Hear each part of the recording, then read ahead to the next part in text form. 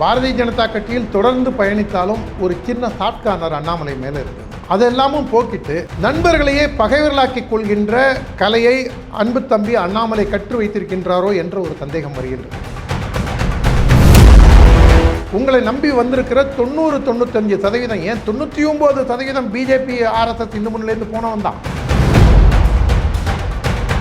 தமிழ்நாட்டில் ஒரு மிகப்பெரிய சக்தியாக வர வேண்டியது பாஜகங்கிறதா. பாஜகவின் சித்தாந்தத்தை ஏற்றுக்கொண்டு அதற்காக தன் வாழ்நாளையே அர்ப்பணித்தவர்களின் நோக்கமும் குறிக்கோளும் ஆசையும் எண்ணமும் சிந்தனையும் செயல்பாடும் அப்படி தான் இருக்க முடியும். கன்னியாகுமரி மாவட்டத்தை பொறுத்த வரைக்கும் நம்பர் 1 பார்ட்டி பாரதிய ஜனதா கட்சி தான். 2வது இடத்துல திமுக, 3வது இடத்துல காங்கிரஸ். அவங்க தொடர்ந்து கூட்டணியில் இருந்ததுனால தான் அங்கே பாரதிய ஜனதா கட்சி வெற்றி பெற முடியும். இவன் கூட்டின ரூம்குள்ளே உட்காந்து ஏசி ரூம்குள்ளே உட்காந்துக்கிட்டு ஒரு மொபைல் ஃபோனை வச்சுக்கிட்டு, லேப்டாப் கூட இருக்காது, மொபைல் ஃபோனை வச்சுக்கிட்டு மோடிக்கு காஷ்மீரில் எப்படி செயல்படணும், தர்மேந்திர பிரதான் தெருவில் அங்கே எப்படி ஹேண்டில் பண்ணணும். முன்னாடி காங்கிரஸ் கட்சி அவங்க தங்களை வளத்துக்கு பார்க்கட்டும். அவங்க முன்னாடி திமுகவுக்கு அடிமையாக இருந்து இப்போ விஜய்க்கு அடிமையாக இருக்காங்க. காவேரியிலால் பயன்படுறது கர்நாடகா, தமிழ்நாடு, கேரளா, பாண்டிச்சேரி 4 மாநிலம். இதில் நீங்கள் தமிழ்நாடுடைய ஒப்புதல் இல்லாமல் டேமே கட்ட முடியாது. பைபிள் நேயர்களுக்கு வணக்கம். பல்வேறு அரசியல், பொருளாதார, சமுதாய பிரச்சனை ஆலோசனை நிகழ்ச்சியில் இன்று நம்முடைய பாரதிய ஜனதா கட்சியின் பிரச்சார அணி செயலாளர் ஜெயராமன், ஓமாம்புரி ஜெயராமன் வந்திருக்கார். வணக்கம் சார். சார், இப்போது பாஜகவில் ஒரு மிகப்பெரிய சமூக வலைத்தள போர் நடந்துக்கிட்டு இருக்கு. அதாவது வி த லீடர்ஸ், அண்ணாமலை இயக்கத்தை விட்டு கட்சியை விட்டு வெளியே போனோன்னே ஒரு 2 சைட்லேயும் மிகப்பெரிய போர் நடந்துக்கிட்டு இருக்குன்னே சொல்லலாம். நம்ம களத்தில் போராடுறாங்களோ இல்லையோ, ஃபேஸ்புக்கில் போராடிட்டு இருக்காங்க 2 பேரும். அவர் வெளியே போனது தவறு என்று பல பேர் சொல்ல, இல்லை சரிதான் அப்படின்றாங்க. பல பேர் என்ன சொல்கிறாங்க, சார் அவசரப்பட்டு போயிட்டார், அவர் இன்னும் கொஞ்ச நாள் வெயிட் பண்ணியிருக்கலாம் சார், நல்ல பொறுப்பு கொடுத்துருப்பாங்க. நிறைய பேர் பெச்சராஜாலும் எவ்வளோ நாள் வெயிட் பண்ணியிருக்கலாம் சார் அப்படின்றாங்க. சில பேர் இல்லை சார், அவர் சரியான அங்கீகாரம் கொடுக்கப்படாத வெளியே போயிருக்கார் சார் அப்படி சொல்கிறாங்க. உங்களோட பார்வையில் அண்ணாமலை வெளியேறது எப்படி பார்க்குறீங்க?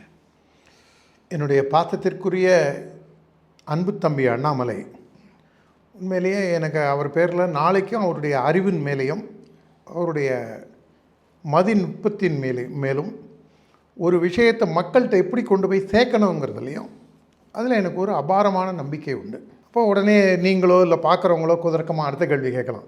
அப்போ செயல்பாடு, இன்டெகிரிட்டி அதெல்லாம் பாஞ்சு வரலாம். அரசியலில் பொறுமை மிக மிக முக்கியம். அது டிடிவி தினகரன்லேருந்து வைகோலேருந்து நீங்கள் காலம்ங்கிறது சீமான் கூட அது ஒரு தனி ட்ராக்கு.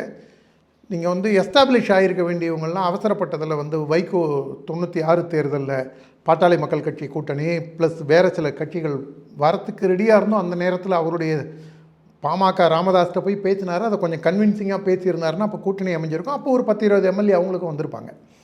அதேமாதிரி டிடிவி அவர் எடுத்த சில முடிவுகள், ஓபிஎஸ்ஸை மாற்றி இபிஎஸ்ஸை கொண்டு வந்தது, அது தமிழ்நாடு அரசியலை எப்படி பெரட்டி போட்டது, அது எப்படி திமுகவை கொண்டு வந்து வச்சுது அப்படிங்கிறது.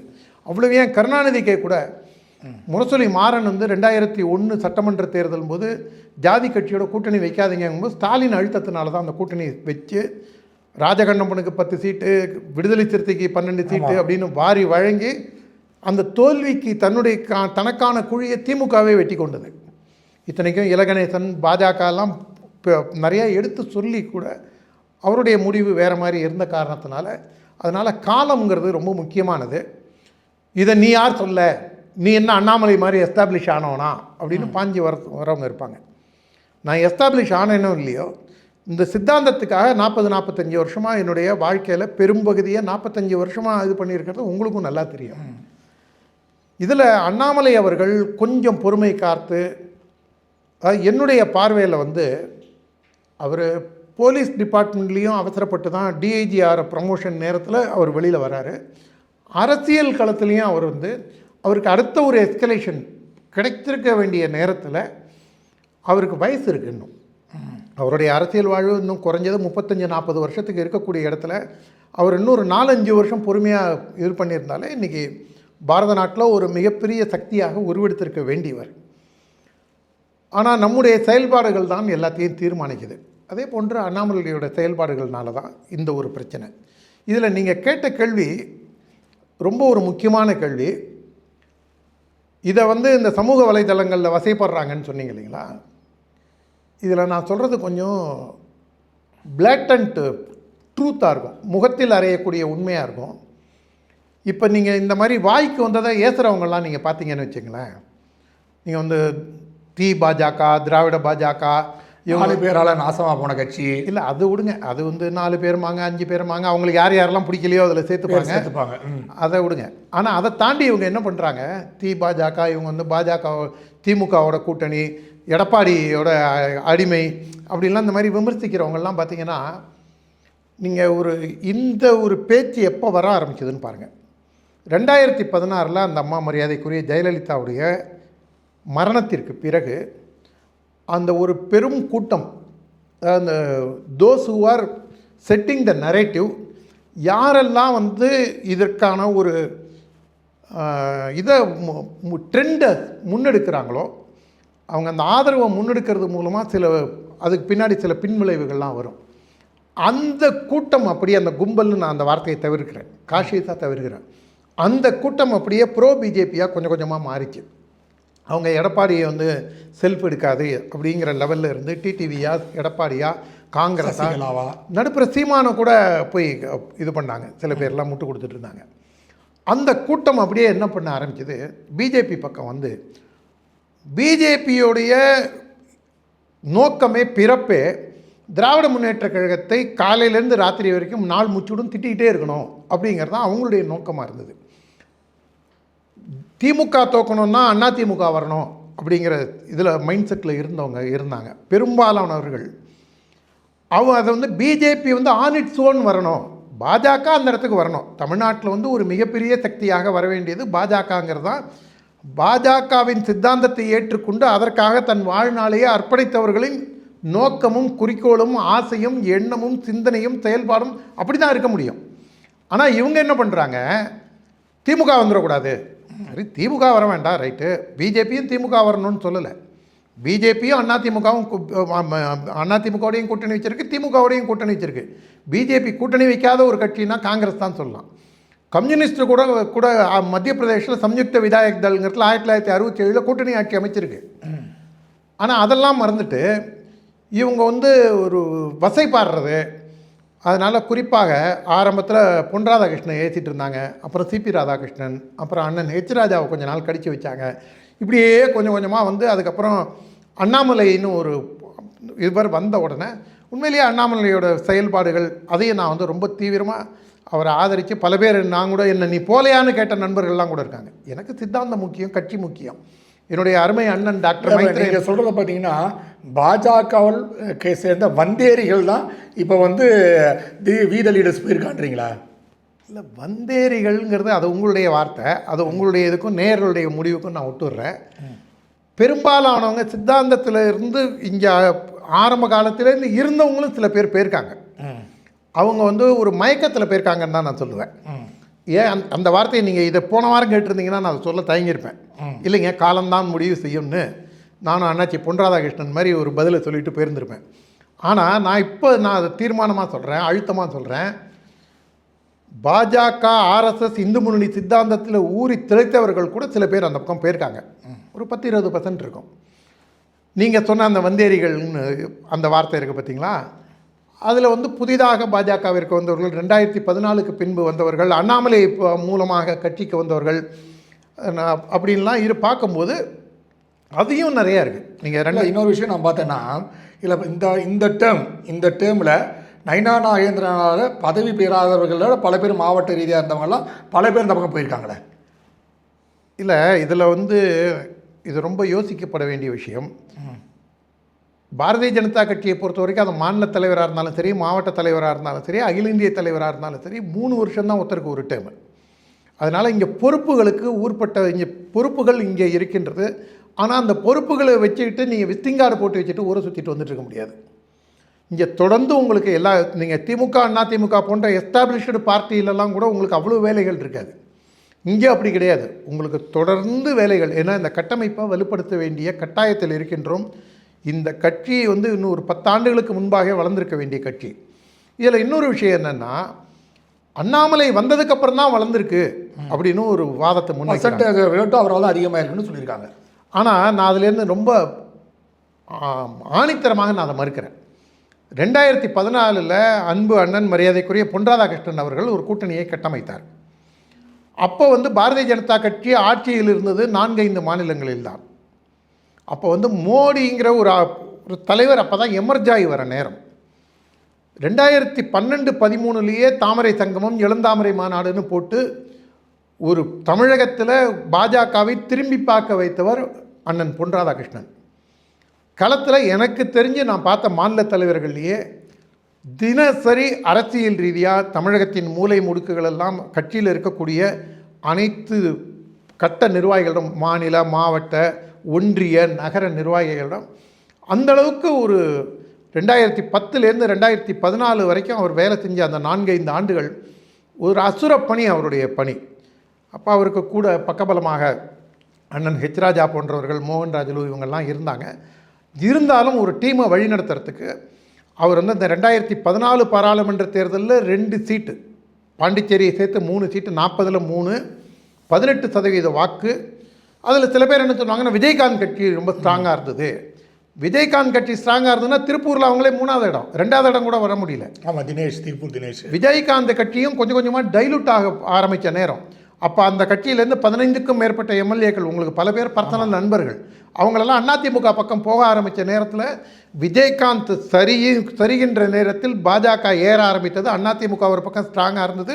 அரசியல் சார்பற்ற பலரை பாஜகவிற்குள் அழைத்து களப்பணி செய்ய வைத்து பொறுப்பு வழங்கி கட்சியை உயிரோட்டமாக ஆக்கி ஒரு நெல்லிக்காய் மூட்டை மாதிரி இருந்த சின்ன சின்ன கட்சிகளை தான் சேர்த்து தமிழ்நாட்டை திரும்பி பார்க்க வைத்த பெருமை அண்ணன் பொன் ராதாகிருஷ்ணனுக்கு உண்டு. அதனால் அப்போ 2024 அவர் ஒன்றும் பண்ணலையா? நான் அந்த மாதிரி சொல்லவில்லை. யானைக்காரனோ குதிரைக்கு கூடுறோன்னு சொல்லக்கூடாது. ஒப்பீட்டு அளவில் நீங்கள் இப்போ தான் வளர்ந்துருக்கு அப்படின்னு சொல்கிறதே ஏற்றுக்கொள்ள முடியாத ஒரு வாதம். உங்களுக்கு அண்ணாமலை மேலே எவ்வளோ மரியாதை உங்களுக்கு இப்போ இருக்கோ அதே அளவுக்கு அவர் கட்சியில் வேலை செஞ்ச போது நானும் அவர் மேலே வச்சுருந்தேன். அதுக்காக இப்போ இல்லையானா அவர் தனி இயக்கம் கண்டு போயிட்டார். அதனால் ஹவு டஸ் இட் மேட்டர்? இன்னொரு விஷயம் பார்த்தீங்கன்னா, அவர் கட்சி துவங்கி அதுக்கப்புறம் அது இயக்கத்தை துவங்கி அவர் செயல்படுத்துகிறார். இதில் பல்வேறு குற்றச்சாட்டுகள் இருக்குது. சார், அவர் ஊழல் வேண்டாம்னு சொல்கிறாரு. ஆனால் எனக்கு தெரிந்து பல ஊழல்வாதிகள் சொல்லப்படக்கூடிய பல ஊழல்வாதிகள் அவர் பின்னாடி போயிருக்காரு, அவங்க கூட போய் சேர்ந்துருக்காரு. எனக்கு தெரிஞ்ச தாமரத்தில் கூட ஒருத்தர் போய் சேர்ந்துருக்காரு. அவர் பேரில் பெரிய ஊழல் இருக்குது, ஒரு முன்னாள் மாவட்ட தலைவர் மீது. அது போன்ற விஷயங்கள்லாம் இருக்குது. ஆனால் இவர் ஊழல் வேண்டாம்னு சொல்கிறார், இவரெல்லாம் அவர் கூட போய் சேர்றான்னு சொல்கிறார். நான் ஒருத்தர் போய் கேட்டேன், அண்ணாமலை ஆதரவாளர் கேட்டபோது, இல்லைங்க நாங்கள் இயக்கம் ஆரம்பிக்கிறோம், அவங்களாம் உட்காந்துட்டாங்க, எனக்கு இதுக்கு சம்மந்தம் கிடையாதுன்னு சொல்கிறார். பட் அவரெல்லாம் தனியாக சந்தித்து இவர் பேசிக்கொண்டே தான் இருக்கின்றார். ஸோ ஊழல் வேண்டாம் என்று சொல்கிறார், ஆனால் ஊழல்வாதியை கூட வைத்துக் கொண்டிருக்கிறார். இது எப்படி சார் பார்க்குறீங்க?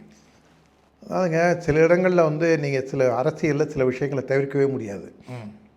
மிகப்பெரிய ஊழல் செஞ்சவங்க கூட பல்வேறு கட்சிகளில் வருவாங்க போவாங்க. அந்த தலைமை எப்படி கையாளுது, அந்த தலைமை ஊழலுக்கு அப்பாற்பட்டு இருக்கின்றதா, அந்த தலைமையே பேக்டோரில் ஊழல் செய்தா, வெளியில் ஒன்று பேசிட்டு உள்ளுக்குள்ளே ஒன்று செய்கிறாங்களா அப்படிங்கிறதெல்லாம் அதெல்லாம் பார்த்து தான் சொல்ல முடியும். ஆனால் அவர் மேலே தொடர்ந்து இந்த குற்றச்சாட்டுகள் வரும்போது 2024 பாராளுமன்ற தேர்தலையே தனியாக நீக்கிறதுக்காக இந்த மாதிரி ஒரு இதுவும் சொல்லப்படுகின்றது. நீங்கள் சொன்னதுனால அதை சொல்கிறேன். இப்படி இருக்குங்கிறதா நான் சொல்கிறேன், தவிர என் கருத்துன்னு நான் இது முன்வைக்கலை. இது பல்வேறு விதமான கருத்துக்கள் அவர் மேலே வந்துட்டுருக்கு. சோஷியல் மீடியாவில் கூட என்ன போடுறாங்க, இதில் கர்நாடகா சிஎம்மோட அவர் பிஸ்னஸ் டைப்பில் இது பண்ணியிருக்கார் அப்படின்னு போடுறாங்க. எது நிஜம் எது பொய்ங்கிறது காலம்தான் பதில் சொல்ல முடியும். நேர்மையாளன் நேர்மையாகவே தொடர்கின்றான். நீங்கள் பொன் ராதாகிருஷ்ணன் பாருங்கள், 40 வருஷத்துக்கு மேலே இந்த கட்சியில் அண்ணன் ஹெச் ராஜா நம்ம கூட பைக்கில் வந்தவங்க. அவங்கெல்லாம் இன்றைக்கி தமிழகத்தில் அடையாளப்படுத்தக்கூடிய மிக முக்கியமான அரசியல்வாதிகளில் ஒருவராக இருந்து தொடர்ந்து பிரயாணிக்கின்றார்கள். அதனால் நம்முடைய வினைகள் தான் நம்முடைய எதிர்காலத்தை தீர்மானிக்கின்றது. அதே மாதிரி தான் அண்ணாமலைக்கும் அது இருக்குங்கிறது தான் என்னுடைய கருத்து. சார், இப்போ அவர் இங்கே ஸ்ட்ராங் இந்துத்துவாக பேசிகிட்டு இருந்தார். இப்போ அது போனோன்னா கொஞ்சம் அங்கே மடைமாற்றம் ஏற்படுவது போல தோன்றுறது. அது அவர் ஃபாலோவர்ஸ் கூட இப்போ ஃபேஸ்புக் நிறைய பேர் போட ஆரம்பிச்சாங்க, விலகிறோன்ட்டு மதத்தை பூட்டி வச்சுட்டு உங்கள் வீட்டில் அப்படின்னு சொன்னார். இஸ்லாம அமைப்புகள் எங்களை தேடி வருது, கூட்டணி அமைப்பு என்று அந்த சுமதி வெங்கடேஸ்வரர் சொல்கிறார்கள்.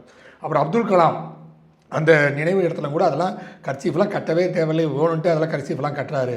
ஸோ தன்னை அந்த பிஜேபின்ற அடையாளத்தை அழிப்பதற்கு இவர் இறங்கியிருக்கார் இந்த விஷயங்கள்ன்றாங்க. ஸோ நீங்கள் என்ன பார்க்குறீங்க இந்த விஷயம்? இருக்கலாம். அதாவது நீ ஒரு சங்கி, நீ வந்து ஒரு மோடி அடிமை, நீ வந்து ஒரு பார்ப்பன கைக்கூலி இப்படிங்கிற அந்த ஒரு ஸ்டிக்மாவை போக்குறதுக்காக கூட அவருடைய செயல்பாடு இருக்கின்றதாங்கிறது அதுவும் காலம்தான் பதில் சொல்லணும். அதெல்லாம் நம்புவாங்களா மக்கள் நினைக்கிறேன் சொல்கிறீங்க? ஆனால் அதில் அதை ஒருவேளை அந்த கலரை போக்குறதுக்காக இவர் வந்து மதத்தை வீட்டில் பூட்டி வச்சுட்டு வா, அப்போ கர்ச்சீஃபை கட்டும்போது நான் என் மதத்தை வீட்டில் பூட்டி வச்சுட்டேங்க, அதனால் நான் கர்ச்சீஃப் கட்ட மாட்டேங்க அப்படின்னு சொல்லலாம். உடனே யானைக்கு ஆடுறோம், குதிரைக்கு கூடுறோன்னா அப்போ திருப்பதியில் ஏன் நீங்கள் அந்த மாதிரி சொல்லலை அப்படிங்கும்போது நாம் ஒன்றும் சொல்லலையே, நீ மதத்தை பூட்டி வச்சுட்டு வா நாம் சொல்லலை, சொன்னது அவர். நான் என்ன சொல்கின்றேனோ அதை செய்ய வேண்டும். என்னால் அதை செயல்படுத்த முடியலைன்னாக்கா நாம் அதை போய் சொல்கிறது வேஸ்ட்டு. அதனால் நீ வேகமாக ரன்னிங் ரேஸில் ஓடு, நான் பற்றியா எவ்வளோ வேகமாக ஓடுறேன் நான் சொன்னால் எப்படி நகைப்புக்குரியதாக இருக்கும். அதை வந்து என்னால் முடியறது தான் மட்டும் சொல்லணும். ஆனால் அதில் அண்ணாமலை சொன்னதுக்கு I think he is going to eat his own words. ஏன்னா அவர் 2-3 விஷயங்களில் பாருங்கள், இந்த விகடன் பத்திரிகையாளர் இதில் போயிட்டு எப்படி நம்மளுக்குள்ள கேப்பே வந்ததுன்னு தெரியல, இந்த 3 வருஷமாக உங்கள் கண்ணில் நான் பார்க்குறேன் அப்படின்னா, அப்போ திருடனை கூட கண்ணிலே பார்த்து கண்டுபிடிச்சிருவாரா? அப்போ கொலகாரனை கூட கண்ணிலே பார்த்து கண்டுபிடிச்சிருவாரா? அந்த கண்ணிலேயே பார்க்குறேன் அப்படிங்கிறது அதுவும் வந்து ஒரு செட்டப் இது மாதிரி, நீ இந்த கேள்வியை நீ கேளுமா புர்கா போட்டுட்டு இவர் அதுக்கு பதில் சொல்லுவார் அப்படிங்கிற ஸ்டேஜ் மேனேஜரா அப்படிங்கிற சந்தேகங்கள்லாம் ஸ்கிரிப்டடான ஒரு இதுவா அப்படின்னு பல்வேறு விதமான நம்மளுக்கு இது எல்லாருக்கும் வரதான் செய்யும். அதை வந்து அண்ணாமலை அவர்கள் தான் இந்த சந்தேகங்கள்லாம் மக்கள்கிட்ட போக்க வேண்டிய கடமை அவருக்கு இருக்குது. அவர் என்ன சொல்கிறாரு, நான் எந்த இடத்துலையும் என்னுடைய வழிபாட்டு முறையை நான் விட்டு கொடுத்ததில்லை, அன்றைக்கி போகும்போது கூட திருநீர் வச்சுட்டு தான் இருந்தார், அதெல்லாம் கரெக்டு. ஆனால் எங்கே நம்மளுக்கு இந்த பேச்சே வருது அப்படின்னா அவருடைய செயல்பாடுகள். இப்போ பல பேர் என்ன சொல்கிறாங்க, ஏன் பிஜேபியில் இருக்கிறவங்களாம் அவரை விமர்சிக்கிறீங்க? கரெக்டு, அவர் தான் எதுவுமே சொல்லியே, அவர் இன்னும் கட்சியே ஆரம்பிக்கலையே. நானும் அதே கருத்தில் தான் இருந்தேன். அவர் கட்சி ஆரம்பிக்கலை, அவர் பிஜேபியை பற்றி விமர்சிக்கலை, அவர் வந்து எந்த விதமான ஒரு இதுலேயே ஈடுபடாத இருக்கும்போது நாம் எதுக்கு அதை பேசணுன்ட்டு. ஆனால் அவருடைய செயல்பாடுகள் வரும்போது அந்த செயல்பாடுகளை விமர்சித்து தான் ஆகணும். நீங்கள் அதுவும் பொது வழியில் வந்து நீங்கள் ஒரு நேத்திக்கு ஒரு கருத்தை சொல்கிறீங்க, அந்த கருத்துக்கு மாறி இன்றைக்கி ஒரு கருத்தை சொல்கிறீங்க, அந்த கருத்துலேருந்து நீங்கள் முன்னாடி சொன்ன பிஜேபியில் சொன்ன இருந்த சிந்தனையும் செயல்பாடும் உங்களுடைய எண்ண ஓட்டங்களையும் மாற்றிக்கொள்ளக்கூடிய அளவில் வந்து இப்போ வந்து மதத்தை வீட்டில் பூட்டி வச்சுட்டு வாங்குறீங்க, அதுக்கப்புறம் நம்மளுக்குள்ளே எப்படி கேப் வந்ததுங்கிறீங்க. இதெல்லாம் வந்து உங்களுடைய மாற்றத்தை தானே காமிக்குது. அந்த மாற்றம் எதை நோக்கி போகின்றது? உங்களை நம்பி வந்திருக்கிற 90-95%, ஏன் 99% பிஜேபி ஆர்எஸ்எஸ் இந்து முன்னிலேருந்து போனவன் தான். அவருக்கும் அண்ணாமலை கட்சியில் யாரும் போல யார் போனால் சொல்லுங்கள். நீங்கள் மாற்று கட்சியிலேருந்து நான் மொத்தமாக சேலஞ்சு பண்ணுறேன், வீதி லீடர்ஸில் இருக்கிறவங்களுக்கு 100 பேர் நீங்கள் காமிங்க, 100 பேர் இவங்கெல்லாம் மாற்று கட்சியில் இருந்தாங்க, இவங்கெல்லாம் இங்கே வந்திருக்காங்கன்னு. நீங்கள் அந்த 18 லட்சம் பேர் இங்கேருந்து அந்த பக்கம் ஷிஃப்ட் ஆனவங்க, அந்த 18 லட்சம் பேரில் ஆன்லைனில் இருக்கிறவங்க எவ்வளோ பேர், சோஷியல் மீடியாவில் மட்டும் இருக்கிறவங்க, களத்தில் வந்து வேலை செய்கிறவங்க எவ்வளோ பேர், இதெல்லாமும் நாம் பார்க்கணும்.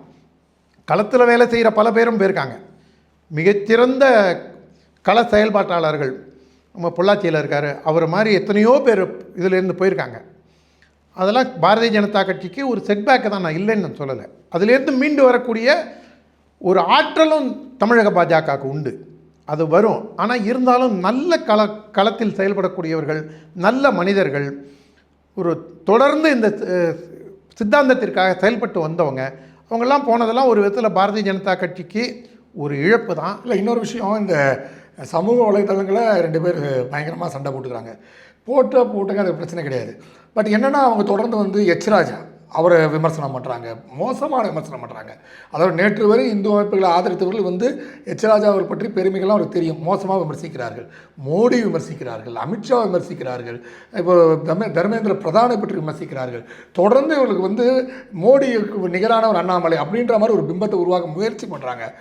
ராஜா செய்த சாதனைகளில் எவ்வளவு அண்ணாமலை செய்தார்னு தெரியவில்லை அப்படின்னு உங்களை போன்றவர்கள் சொல்லும் போதும் கூட, ஆனால் இவ்வளோ ராஜா போன்றவர்கள் விமர்சிக்க ஆரம்பிச்சிட்டாங்களே. அண்ணன் ராஜா செஞ்ச அவருடைய கான்ட்ரிபியூஷன் டு த சொசைட்டி, அவருடைய 6 வயசில் அவர் ஷாக்காக போக ஆரம்பித்து இன்றைக்கி அவருக்கு கிட்டத்தட்ட 70 வயசு ஆக போகுது. 64 வருடமாக களத்தில் தொடர்ந்து இயங்கிக் கொண்டிருக்கின்றார். ஒரு நாள் கூட இந்த களத்தை விட்டு அவர் போனதில்லை. அதற்காக அவர் சந்தித்த இழப்புகள், அவர் வாங்கிய ஏச்சு பேச்சுகள், அவருக்கு பட்ட அவமானங்கள், அதே மாதிரி பொன் ராதாகிருஷ்ணன் இந்து முன்னணியில் பிளவு ஏற்பட்டு 1985 அங்கே இந்து தேசம் என்ற கட்சியை ஆரம்பித்து அப்போ இருந்த எம்எல்ஏ பாலச்சந்திரன் தனியாக போய் அங்கே ஒரு மிகப்பெரிய செட்பேக் அங்கே சந்தித்த போது கூட மரியாதைக்குரிய மறைந்த நம் குருநாதர் வீரத்துறவி ராமகோபாலன் மற்றும் தானுலிங்க நாடார் அவர்களால் களத்தில் இறக்கி விடப்பட்டவர் மரியாதைக்குரிய அண்ணன் பொன் ராதாகிருஷ்ணன்.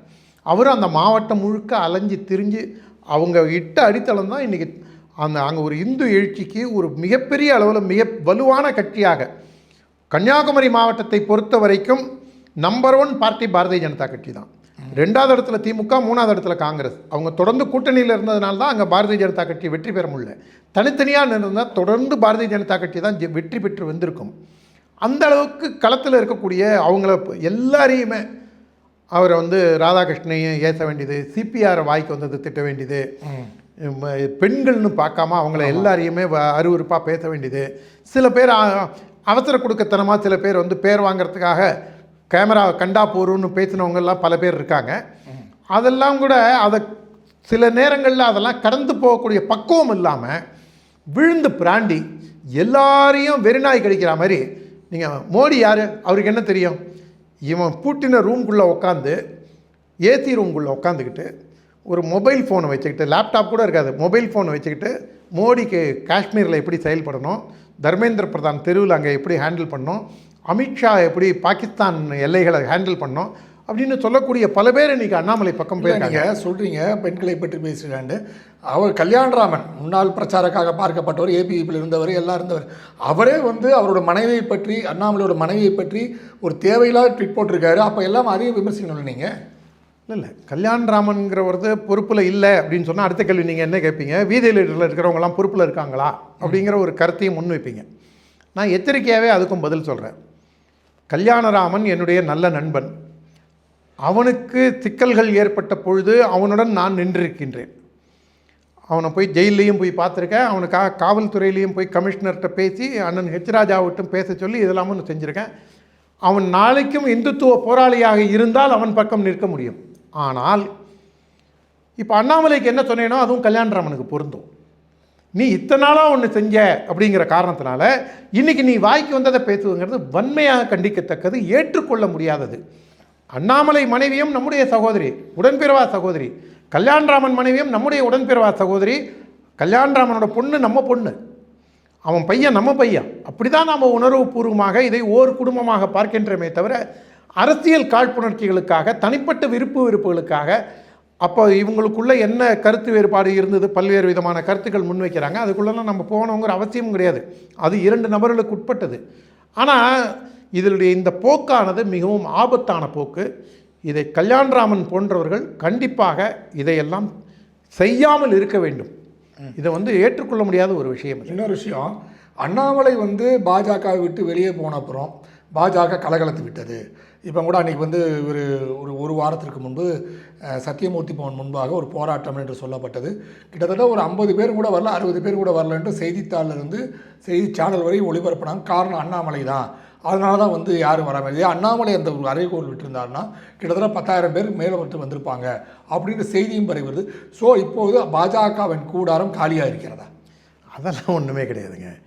அதாவது இதை எனக்கே 100 கோடி ரூபாய் நான் பிளாக் மணி வச்சுருக்கேன் அப்படின்னு சொல்லக்கூடியவங்கள்லாம் இருக்காங்க. அந்த அளவுக்கு ஒரு குரூரு நகைச்சுவை விழா நோக சிரிக்கிற அளவுக்குலாம் புருடாக்களை கிளப்பி விட்றவங்கெல்லாம் அந்த மாதிரி ஆளுங்க தான் 50 பேர் வந்தாங்க, 60 பேர் வந்தாங்க அப்படின்னு சொல்கிறதெல்லாம். 200க்கும் மேற்பட்டவர்கள் கலந்து கொண்டார்கள்.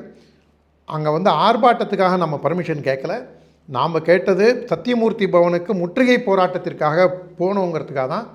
இன்னொரு கட்சி ஆஃபீஸில் போய் வாசலில் ஆர்ப்பாட்டம் நடத்தக்கூடாது என்பது ஒரு எத்திக்ஸு. அப்படி இருக்கும்போது நீங்கள் எப்படி இந்த போராட்டத்தை அறிவிக்கலாம் அப்படின்னு பார்க்குறவங்க கேட்கலாம். இருந்தாலும் காங்கிரஸ் கட்சி போகிற போக்கில் இல்லாததையும் பொல்லாதையும் சொல்லி, குறிப்பாக ராகுல் காந்தி, அந்த தலைவராக இருக்கக்கூடிய ராகுல் காந்தி, हम लोग பாரத் தேஷ் கோ டுக்குடை டுக்குடை கர்த்தே ஹேன், சுக்குநூறாக இந்த நாட்டை உடைப்பேன் அப்படிங்கிறான். மோடி படத்தை வரைஞ்சி அதில் தண்டால் எடுக்கிறான். அதில் அருவருப்பான செயல்பாடுகள் இருக்குது.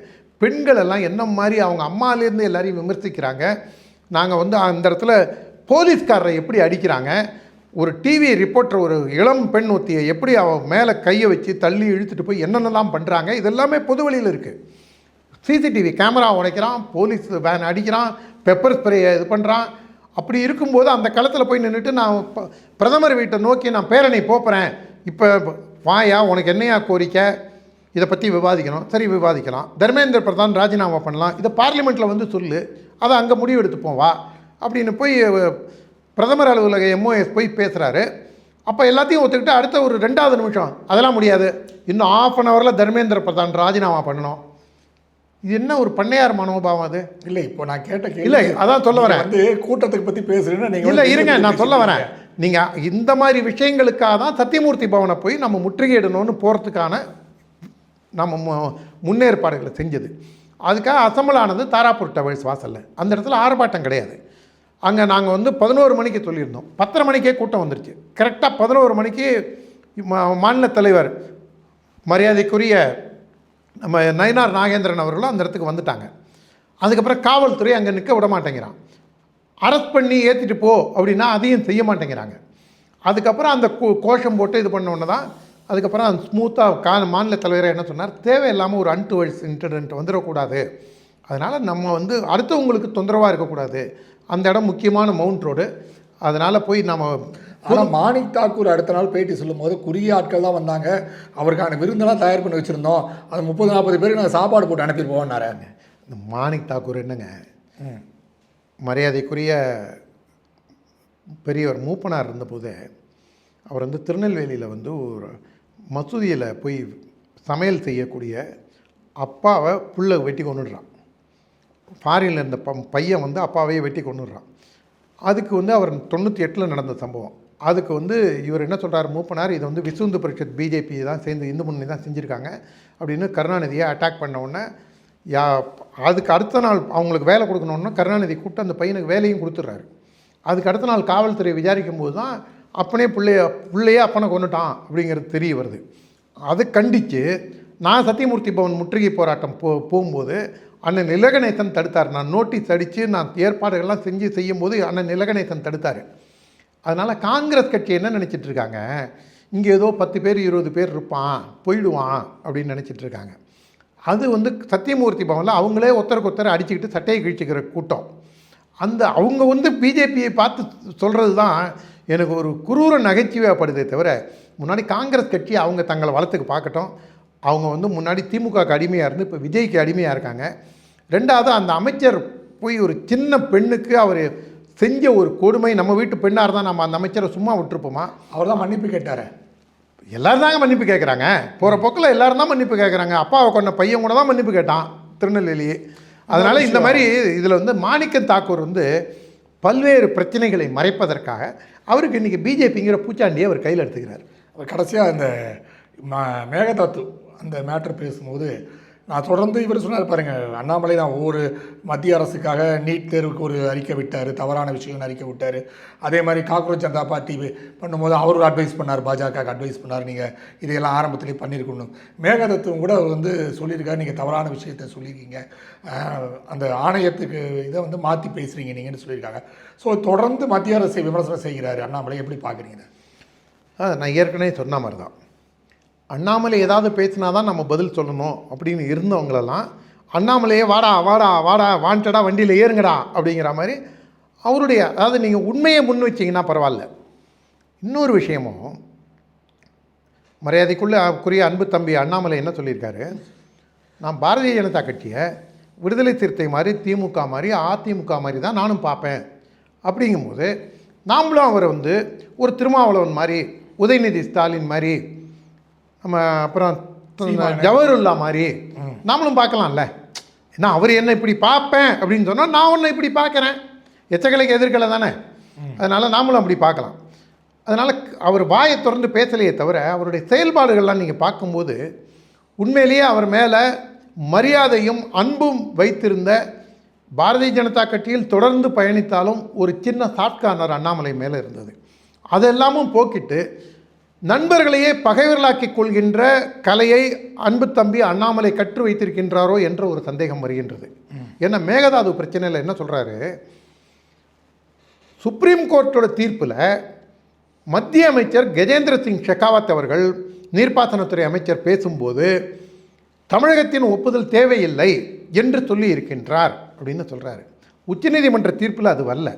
ஆனால் உலகத்தில் எந்த நாட்டில் தண்ணி பாசனம் இருந்தாலும் சரி, அது இந்தியாவிலேருந்து பாகிஸ்தானுக்குள்ளே போகிற சிந்து நதியாக இருந்தாலும் சரி, இல்லை நைல் நதி, அது ஒரு 8 நாடுகள் 10 நாடுகளை கலந்து வர நதியாக இருந்தாலும் சரி, இல்லை தமிழகத்திற்குள்ள தென்னிந்தியாவில் ஓடக்கூடிய நீங்கள் கிருஷ்ணா, கோதாவரி, பாலாறு, காவிரி இந்த மாதிரி நதிகளாக இருந்தாலும் சரி, ஒரு எழுதப்படாத ஒரு சட்டம், இது வந்து ஆணித்தரமான ஒரு சட்டம் என்னென்னா, இப்போ உடனடியாக நான் புரிஞ்சுக்கிறதுக்காக சொல்கிறேன். தமிழ்நாட்டு காவிரியினால் பயன்படுறது வந்து கர்நாடகா, தமிழ்நாடு, கேரளா, பாண்டிச்சேரி 4 மாநிலம். கேரளாவில் ஒரு பார்ட்டு இதாகுது. பாண்டிச்சேரியில் வந்து காரைக்கால் பகுதி, இதெல்லாம் காவிரி பாசனப்படுகையில் தான் இருக்குது.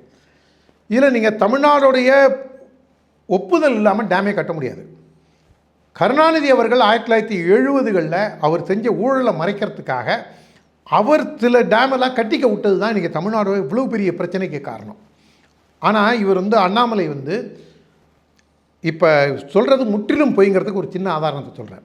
பூவுலகின் நண்பர்கள் அப்படின்னு அவங்க வந்து அவுட் அண்ட் அவுட் இடதுசாரி, கிட்டத்தட்ட அர்பன் நக்சல் மாதிரி இயங்கக்கூடியவங்க. அவங்க எல்லாருமே வந்து ஒரு பிஜேபிக்கு எதிரான மனோநிலையில் இருக்கிறவங்க. அவங்க வந்து ஒரு ஆர்டிஐயில் தகவல் அறியும் உரிமை சட்டத்தில் கேட்டிருக்காங்க.